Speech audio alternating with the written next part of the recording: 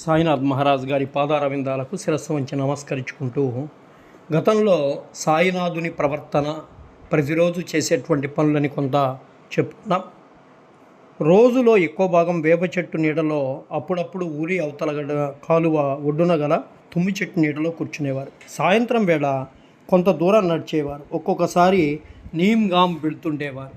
నీమ్గామ్లో Babasaheb Trimbak G డెంగరే అనేటువంటి అతను ఉండేవాడు. అతని ఇంటికి తరచుగా వెళ్ళేవారు. బాబా సాహెబ్ డెంగరే యందు సాయిబాబా మిక్కిలి ప్రేమ.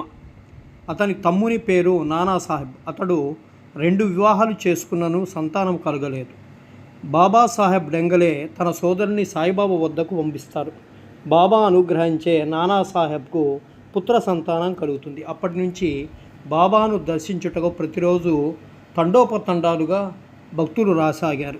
సాయినాథుని కీర్తి అహ్మద్ వరకు వ్యాపించింది. అక్కడ నుండి నానాసాహెబ్ చందోర్కర్, కేశవ్ చిదంబర్ మొదలైన అనేక మంది షిరిడి రావడం ప్రారంభిస్తారు. రోజంతా భక్తులు బాబా చుట్టుముట్టి ఉండేవారు.